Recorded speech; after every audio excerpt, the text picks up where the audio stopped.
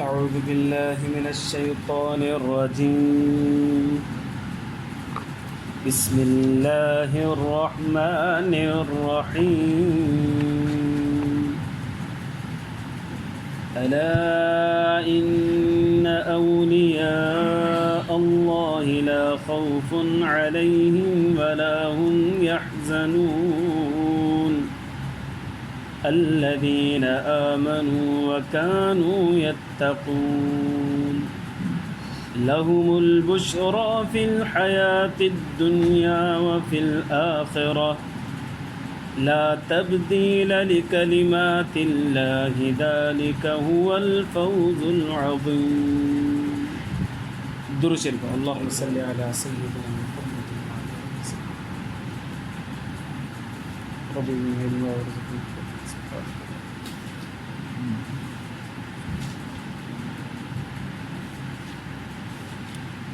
मुझे मुअज़्ज़ज़ मोहतरम मुकर्रम मुजाहिद मुवाहिद भाइयों दोस्तों बुज़ुर्गों, सैयदना उमर बिन ख़त्ताब रज़ी अल्लाह ताला अन्हु जन जो नालो उमर हो,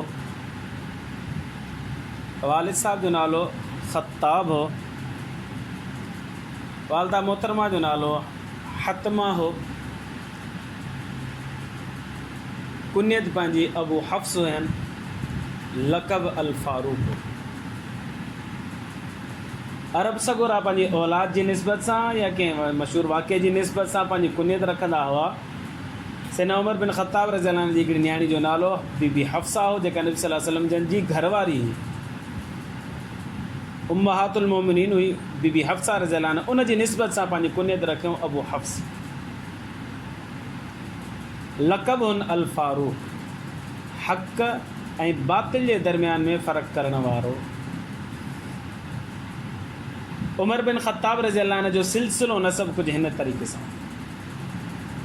उमर बिन ख़त्ताब बिन नुफ़ैल बिन अब्दुल उज़्ज़ा बिन रियाह बिन अब्दुल्ला बिन क़रत बिन रिज़ाह बिन अदी बिन कअब बिन लुवई बिन गालिब बिन फ़हर अल क़ुरैशी अल अदवी। इहो सिलसिलो नसब हज़रत उमर बिन ख़त्ताब रज़ी अल्लाह अन्हु जो हो। हिते विच में आयो कअब बिन लुवई। इहो कअब बिन लुवई मुश्तरक माण्हू आहे जेको नबी सल्लल्लाहु अलैहि वसल्लम जन जे बि ॾाॾनि मंझां हिकिड़ो ॾाॾो आहे। उमर बिन ख़त्ताब रज़ी अल्लाह अन्हु जे बि ॾाॾनि मंझां हिकिड़ो ॾाॾो आहे। मथे हली करे इहो सिलसिला नसब गॾु थो थियो। इन मां ख़बर पई त उमर बिन ख़त्ताब रज़ी अल्लाह अन्हु जी नबी करीम सल्लल्लाहु अलैहि वसल्लम जन सां माइटी बि हुई, सहाबी बि हो, ख़लीफ़तुल मुस्लिमीन बि हो। ॿियो पंज जॻह ते वॾा वॾा एज़ाज़ात हुन जे लाइ हुआ, पर उन मंझां हिकिड़ो एज़ाज़ इहो बि हो जो नबी सल्लल्लाहु अलैहि वसल्लम जन सां माइटी हुई।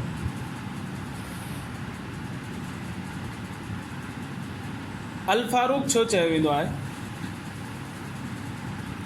इहो अल्लाह तबारक व तआला अॻिन किताबनि में लिखाए छॾियो हज़रत उमर रज़ी अल्लाह अन्हु जो मामिलो। त हुनजो लक़ब जेको हूंदो फ़ारूक हूंदो, माना कुफ़ुर ऐं इस्लाम जे दरमियान में, हक़ ऐं बातिल जे दरमियान में फ़र्क़ु करण वारो। सैयदना उमर बिन ख़त्ताब रज़ी अल्लाह ताला अन्हु जे इन लक़ब जे बारे में अमर बिन आस जो रज़ी अल्लाह अन्हु जो पुटु हुयो अब्दुल्ला, उहो फरमाए थो पियो त असां जंगे यरमूक जे अंदरि वियासीं, उते असां फ़तह हासिल कईसूं। उते अहले किताब जे किताबनि मंझां हिकिड़ो किताब असांखे हथु आयो, उन जे अंदरि हीअ ॻाल्हि लिखियलु हुई। फरमाए थो वजदतु फ़ी बाज़िल कुतुबि यौम ग़ज़ौना अल यरमूक। जॾहिं असां जंग यरमूक में जिहाद कयोसीं, असांखे फ़तह हासिल थी, उते हिकिड़ी किताबनि मंझां हिकिड़ी किताब में ॾिठोसीं। उहा अहले किताब जी का किताब हुई, या यहूदियुनि जी या ईसाइनि जी। उन में लिखियलु हो अबू बकर अस-सिद्दीक़ असब्तुम इस्महु उमर अल फ़ारूक कुरिन मिन हदीदिन असब्तुम इस्महु। हीअ लिखियलु हो अबू बकर सिद्दीक़ आहे, तूं उन जे नाले खे सही पहुतो आहीं। उमर फ़ारूक आहे, लोहे सां मिलियल आहे, ॻंढियल आहे, तूं उन जे नाले खे सही पहुतो। अबू बकर जो लक़ब उते सिद्दीक़ लिखियलु हो ऐं उमर फ़ारूक जो लक़ब उते अल फ़ारूक लिखियलु हो। इन मां ख़बर पई त अल्लाह तबारक व तआला रोज़े आलम अरवाह में ई इहो फ़ैसिलो करे छॾियो हुयो त फारूक आज़म खे लक़ब जेको ॾिनो वेंदो अल फारूक ॾिनो वेंदो, ऐं पोइ अहिड़े किताबनि जे अंदरि इहो लिखाए बि छॾियो। पैदाइश करें थी उन्हनि जी आमुल फ़ील जे 13 सालनि खां बाद में पैदाइश थी। आमुल फ़ील उहो साल जेको इब्राह वारो साल आहे। इब्राह बादशाह जेको आहे मके ते चढ़ाई कई ऐं काबतुल्लाह खे शहीद करण जी कोशिशि कई। इहो मशहूरु वाक़ियो आहे अलम तर कैफ़ अला रब्बुक बि असहाबिल फ़ील वारो साल। इहो मशहूरु थी वियो साल आमुल फ़ील जे नाले सां अरबनि जे अंदरि। पोइ कॾहिं बि का ॻाल्हि कंदा न पोइ चवंदा आमुल फ़ील खां 1 साल पहिरीं या आमुल फ़ील खां साल पोइ या 1.5 साल पोइ या 2 साल पोइ। इहो मशहूरु थी वियो साल। त हज़रत उमर बिन ख़त्ताब रज़ी अल्लाह अन्हु जी पैदाइश जे बारे में चवनि था त आमुल फ़ील जे 13 सालनि खां बाद में उमर बिन ख़त्ताब रज़ी अल्लाह अन्हु जी पैदाइश थी। हज़रत उमर रज़ी अल्लाह अन्हु जूं घरवारियूं घणियूं हुयूं। सीरत निगारनि लिखियो हज़रत उमर जूं घरवारियूं 13 हुयूं। कुझु ज़माने जाहिलियत में निकाह थियल हुआ, कुझु ज़माने इस्लाम में निकाह थियल आहे। यके बाद दीगरे निकाह हुआ। हिकु वक़्त में 4 खां वधीक न हुयूं। मथां सम्झो 13 हुयूं त 13 शादियूं करणु जाइज़ आहे। 13 शादियूं जाइज़ आहिनि पर अॻे पोइ गॾु 4 खां वधीक जाइज़ कोन्हे।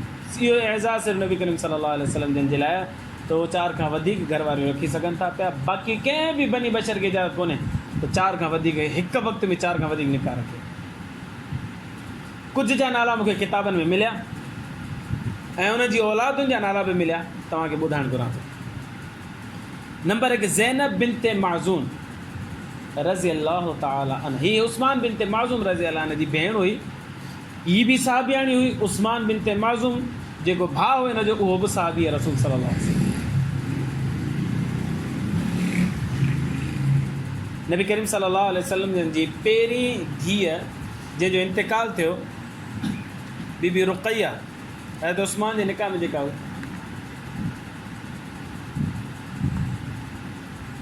उनजो इंतिकाल थियो हज़रत उस्मान रज़ी अल्लाह अन्हु। उन वक़्तु उनजी बीमार पुरसी कनि पिया। नबी सल्लल्लाहु अलैहि वसल्लम जंग बदर जे लाइ वियल हुया त जंग बदर में या पोइ ते मूंखे यादि कोन थो अचे सही नमूने सां उस्मान बिन माज़ून रज़ी अल्लाह ताला अन्हु जी बि वफ़ात थी वई या जंग बदर में शादी थी वई। त नबी सल्लल्लाहु अलैहि वसल्लम जंग खां वापसि मोटिया त फरमाया मुंहिंजी धीअ जो छा हाल आहे। त हज़रत उस्मान रज़ी अल्लाह अन्हु ॿुधायोसीं हुनजो इंतिकाल थी वियो ऐं असां हुनजी तदफ़ीन करे छॾी। पोइ नबी करीम सल्लल्लाहु अलैहि वसल्लम पंहिंजी धीअ जी क़बर मुबारक ते आया ऐं फरमायूं त ओ मुंहिंजी प्यारी न्याणी तूं अनकरी वञी उस्मान बिन माज़ून सां मुलाक़ात कर। जो उनजो बि इंतिकाल थी वियो ऐं नफ़ानी जहान वारे थी वई। त नबी सल्लल्लाहु अलैहि वसल्लम जन फरमायो त तुंहिंजी हुन सां करी मुलाक़ात।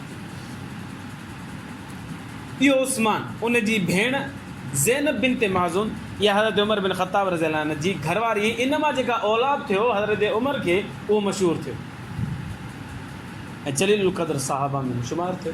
हिकिड़ो पुटु हज़रत अब्दुल्ला बिन उमर। कसीर रिवायतूं हिन खां साबित आहिनि नबी सल्लल्लाहु अलैहि वसल्लम खां रिवायत करण में। ऐं नबी सल्लल्लाहु अलैहि वसल्लम जो प्यारो साहबी। ईअं चऊं त दादुलो साहबी त माना मुबालगो न थींदो त इहो नबी सल्लल्लाहु अलैहि वसल्लम जो दादुलो साहबी। नंबर 2 पुटु अब्दुर्रहमान बिन उमर, इहो बि साहबी। नंबर 3 घरवारी नबी सल्लल्लाहु अलैहि वसल्लम जी हज़रत उमर जी न्याणी बीबी हफ्सा रज़ी अल्लाह ताला अन्हा। इहे 3 ॿार इन बीबी ज़ैनब बिन्ते माज़ून मां पैदा थिया हज़रत उमर बिन ख़त्ताब रज़ी अल्लाह अन्हु खे। अब्दुल्ला बिन उमर बि साहबी, अब्दुर्रहमान बिन उमर बि साहबी ऐं बीबी हफ्सा बि साहबियाणी। पर गॾो गॾु नबी सल्लल्लाहु अलैहि वसल्लम जी घरवारी उम्महातुल मोमिनीन बीबी हफ्सा रज़ी अल्लाह ताला अन्हा। ॿी घरवारी बीबी उम्मे कुलसूम बिन्ते जरवल। इन मंझां 2 पुट पैदा थिया। हिकिड़ो नालो ज़ैद बिन उमर अल असग़र, ॿिए जो नालो उबैदुल्ला बिन उमर। इहे 2 पुट इन घरवारी मां पैदा थिया। पर इहो निकाह जेको हज़रत उमर कयो हो इहो ज़माने जाहिलियत में कयो हो। जीअं इस्लाम क़बूल कयूं त हिन सां ठा न थियो लिहाज़ा हुनखे तलाक ॾेई छॾियो। उम्मे कुलसूम बिन्ते जरवल खे 2 पुट हिन मां पैदा थिया। 3 निकाह जमीला बिन्ते साबित। इन मां हिकिड़ो पुटु ॼायो आसिम बिन्ते उमर। उमर बिन ख़त्ताब रज़ी अल्लाह अन्हु खे हिकिड़ो पुटु जमीला बिन्ते साबित मां थियो। 4थी घरवारी उम्मे कुलसूम बिन्ते अली रज़ी अल्लाह ताला। हज़रत अली बीबी फ़ातिमा उन्हनि जी न्याणी हसन ऐं हुसैन जी धीअ, हसन ऐं हुसैन जी भेण हज़रत अली ऐं हज़रत फ़ातिमा जी न्याणी हसन हुसैन जी भेण बीबी उम्मे कुलसूम जो निकाह हज़रत उमर बिन ख़त्ताब रज़ियल्लाहु अन्हु सां थियो हो, उन मां बि औलाद थियुनि। इलाही माण्हू चवंदा आहिनि हज़रत उमर ऐं हज़रत अली जो पाण में ठा कोन हो। जहिड़ो हज़रत अली पंहिंजी धीअ निकाह में ॾिनी, जहिड़ो हुजे हा त केरु धीअ ॾिए दुश्मन खे ॾींदो आहे पंहिंजी धीअ। इन जो तज़किरो बुख़ारी शरीफ़ में बि आहे ऐं निसाई शरीफ़ में बि आहे। बीबी उम्मे कुलसूम जो निकाह जॾहिं हज़रत उमर सां थियो त हुन मां बि औलाद थियो, 2 ॿार थिया, हिकिड़ो पुटु हिकिड़ी न्याणी। जेको पुटु थियो हुनजो नालो ज़ैद बिन उमर, जेकी न्याणी थी उनजो नालो रुक़ैया बिनत उमर। 5 घरवारी आतिका बिनत ज़ैद, इन मां हिकिड़ो पुटु थियो अयाज़ बिन उमर। 6 घरवारी उम्मे हुकैम बिनत हारिस, इन मां हिकिड़ी न्याणी पैदा थी जंहिंजो नालो फ़ातिमा।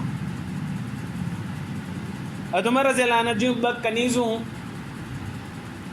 ग़ुलाम औरतूं, जेके उर्दू में लोंडियूं चयो वेंदो आहे,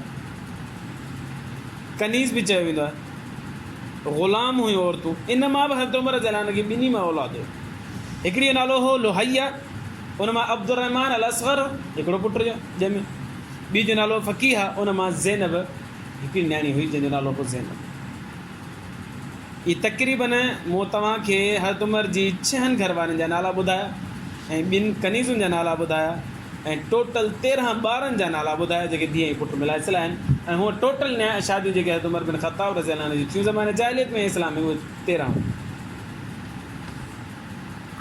हज़रत उमर रज़ियल्लाहु ताला अन्हु जंहिंजी ज़िंदगी में हिकिड़ो अजीब वाक़ियो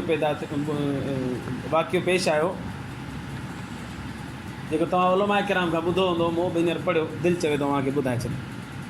हज़रत उमर रज़ियल्लाहु अन्हु राति जो जॾहिं गश्त कंदो हो मदीना मुनव्वरा जी गलियुनि में, त तक़रीबन 3 मेल पंधु कंदे कंदे कंदे कंदे निकिरियो ऐं गॾु ग़ुलाम हुन जंहिंजो नालो हो असलम। इहे पंधु कंदा कंदा कंदा निकिरिया, परे ॾिठूं त थोरी बाहि जे ॿरण जो नज़ारो अचे पियो, बाहि पई ॿरे। हज़रत उमर रज़ियल्लाहु अन्हु फरमायो शायदि को काफ़िलो गुज़रे थो पियो ऐं हिते राति रहे थो पियो, अचे असलम हुन सां हली ॻाल्हायूं ऐं हुननि खां पुछूं त कंहिं शइ जी ज़रूरत हुजे त हुनजी ज़रूरत पूरी कयूं। असलम बि गॾु हलियो, हज़रत उमर बिन ख़त्ताब हलंदा रहिया पिया हलनि। वेझो जो ॾिसूं त कुझु नंढड़ा ॿार हुजनि जेके रोइनि पिया, हिकिड़ी औरत हुजे उहा बाहि ॿारे वेठी ऐं देगिड़ी चाढ़े वेठी ऐं उन में काठी पई घुमाए। हज़रत उमर रज़ियल्लाहु अन्हु चयो ओ बाहि वारो अस्सलाम वालेकुम, सलाम कयो। ओ बाहि वारो मुखातिब करे औरत हुई, न्याणी हुई। उन जवाबु ॾिनो। हज़रत उमर रज़ियल्लाहु अन्हु फरमायो इजाज़त हुजे त मां वेझो अचां। उन चयो जेकॾहिं नियत सही अथई त तूं वेझे अची सघीं थो पियो। उन औरत चयो जे नियत ख़राबु अथई त अलाह तोखे मूंखां परे करे। हज़रत उमर रज़ियल्लाहु अन्हु फरमाया मुंहिंजी नियत सही आहे, मां वेझो अचणु चाहियां। पोइ आयो उन इजाज़त ॾिनी, ठीकु आहे तूं भले अचु। हज़रत उमर रज़ियल्लाहु अन्हु ॾिसे त ॿार रोइनि पिया, 2 ॿार हुन औरत खे, मर्द को बि कोन हुई, ख़ाली औरत हुई, ख़ाली काठी ऐं पाणी अंदरि देगिड़ी में पियो हुजे फिराए पई। त उमर रज़ियल्लाहु अन्हु फरमाया ॿार छो था रोइनि? हुन औरत ॿुधायो त बुख लॻी अथनि इन करे रोइनि था। देगिड़ी में छा आहे ॿुधाई? ख़ाली पाणी आहे, ॿारनि खे रुॻी दिलासो थी ॾियां त खाई करे मानी पचे थी पई, खाधो पचे थो पियो, बसि इन दिलासे ते अलाह करे सुम्ही पवनि। त उमर रज़ियल्लाहु अन्हु जे पेरनि हेठां ज़मीन निकिरी, परेशान थी। हज़रत उमर रज़ियल्लाहु अन्हु तकिड़ो तकिड़ो पोइ ते मोटियो। असलम ग़ुलाम चए थो, हज़रत उमर तकिड़ो तकिड़ो पोइ ते मोटियो। ग़ुलाम खे चई जल्दी अचु। जल्दी आयो, हिकिड़ी ॿोरी खईं अटे जी, गिह जो हिकिड़ो टीन खईं ऐं कुझु ॿियो ज़रूरत जो सामान। ग़ुलाम खे चईं, असलम खे चईं इहो सॼो मुंहिंजी कुल्हे ते रख। असलम चयो साईं मां ग़ुलाम आहियां, नौकर मां खणां थो। हज़रत उमर रज़ियल्लाहु अन्हु फरमायो क़यामत जे ॾींहुं तूं मुंहिंजो वज़न न खणंदो, तोखे हुकुम थो कयां सॼो सामान मुंहिंजे कुल्हे ते रख। हुन हज़रत उमर रज़ियल्लाहु अन्हु जे कुल्हे ते सॼो सामान रखियो। हज़रत उमर रज़ियल्लाहु अन्हु तकिड़ो तकिड़ो वापसि 3 मेल वरी सफ़र करे वापसि आयो। हुन औरत खे चयईं थोरो पोइते थी वे। पोइ पोइते थी वेठी, झटपट हुन में गिह बि विधई, जेके पाणी पियो हुन में गिह बि विधई, बाहि ॿरे पई ऐं वरी हुन में अटो बि विधई। तव्हां त हिकिड़ी डिश ठहंदी हुई हलवो जेके चऊं हलवो ठहंदो हुयो उन हलवो ठाहिणु शुरू कयो उन में माखी विझी मिठो कयो मिठो करणु लॻो थिए पियो